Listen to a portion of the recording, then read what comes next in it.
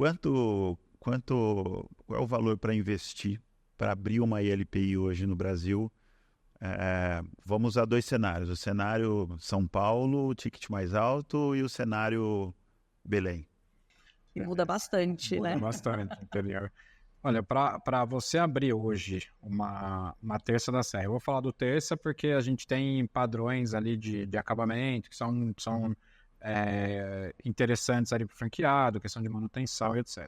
Hoje, para abrir uma casa em São Paulo, você não vai investir menos do que 1.400.000 do padrão do Terça, pensando ali em 50 leitos, como você comentou, mais ou menos. Aqui em São Paulo, talvez pelo tamanho dos imóveis, vamos falar de 30, 34 leitos, tá? Talvez é mais difícil encontrar um imóvel, senão fica muito caro o custo do aluguel, e como o ticket é maior, você consegue ter um volume um pouco menor de leitos, mas nessa faixa. Se você for mais para o interior, ou se você for para Belém, por exemplo, outras praças, você consegue estar ali a partir de uns 800.000, vai depender muito da obra, né, da obra que você for fazer. E dentro do nosso projeto da construção das unidades próprias, aí vai ser um investimento por volta de 300.000, porque é só o enxoval. Toda a parte de reforma e obra, que é 80% do custo de investir numa ILPI ou na Terça Serra, vai estar dentro de um fundo de investimento que vai fazer todo esse investimento, e o franqueado só entra com o recheio mesmo, mobiliário, acabamento, decoração, e aí já pode operar. Então a gente está também nesse projeto para reduzir a necessidade de capital de uma pessoa que tem propósito, que quer cuidar, que gosta, que já cuida, que já tem uma casa, que já tem um Terça, poder fazer. Então são essas 3 faixas. E tem linha de crédito para quem quer abrir ILPI, sim? Tem. Não existe uma linha específica hoje do governo, nada para isso. Falar de crédito hoje no Brasil é um cenário desafiador, né? A gente está com uma Selic de 14,25, com tendência de subir pelo menos mais meio ponto. Então deve chegar em 15, mas a curva de juros futura está alta. Então isso, toda vez que você olha crédito, hoje você tem esse cenário desafiador. Mas o que eu olho muito e ajudo também muito nossos franqueados a captar recurso primeiro, cooperativas de crédito, que são bancos hoje, na verdade, né, são equivalentes a bancos que têm taxas de juros mais competitivas. Isso é um cenário interessante que eu acho que tem como trabalhar.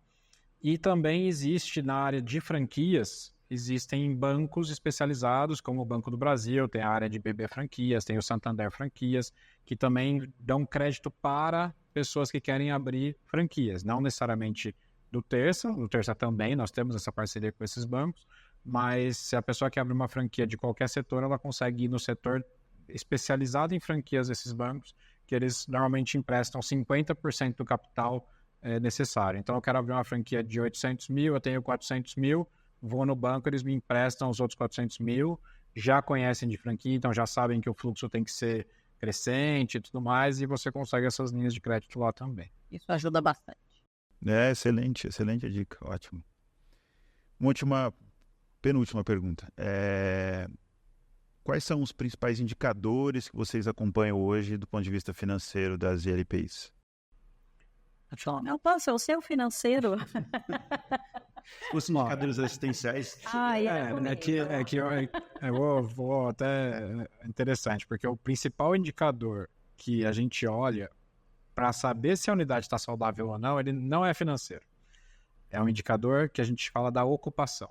Como a gente tem um histórico de ocupação rápida e constante das nossas unidades, então a gente sabe que se tem uma unidade que já está com 2 anos de funcionamento, sempre operou com 90%, 100% de ocupação ali naquela oscilação pequena, e de repente ela está com 85%, 80% de ocupação. Pode levantar a bandeirinha do alerta.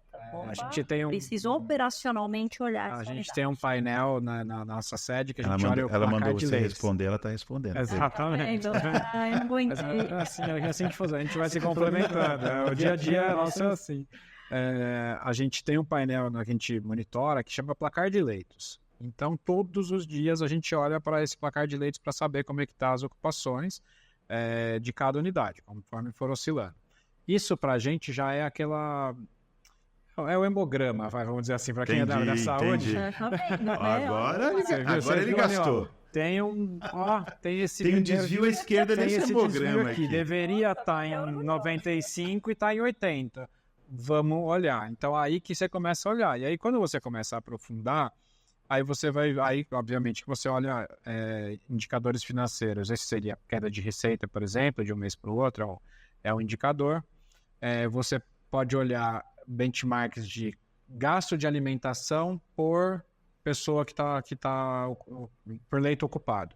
Então, se o gasto de alimentação por leito ocupado está muito alto, isso pode ser um problema de compras. Por exemplo, está comprando mal, não está comprando no atacado, está comprando no mercado da esquina, está indo naquele mercadinho de bairro que é mais caro, só para poder... Você está usando comodidade, só que você tem 30 pessoas ali comendo, mais funcionário, mais tudo, então isso pode ser um indicador. Agora, tem um outro lado também, que se esse gasto está muito baixo e você está perdendo leito, pode ser que a pessoa está querendo economizar numa coisa que não deveria.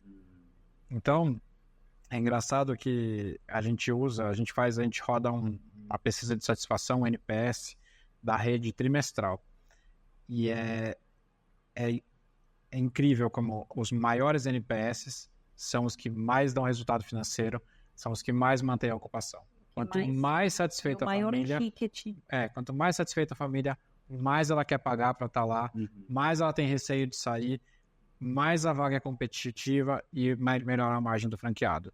Agora, você olha os piores NPS, seu franqueado que fala, cara, tô passando dificuldade aqui, não consigo aumentar o ticket, ou a família não aceita nenhum tipo de reajuste, eu preciso ficar discutindo, mas também, aí ele começa, é um ciclo, né? Você começa a tentar reduzir gasto, você começa a reduzir em coisas que são extremamente importantes para a qualidade do serviço, a família começa a perceber, a percepção de valor é menor, ela quer pagar menos por aquele serviço, a casa começa a desocupar. Então, é financeiro o indicador, mas no final das contas a gente trabalha numa prestação de serviço que tem que ser de qualidade. Ela precisa ser de qualidade. Então, a qualidade que vai dar esse dimensionamento.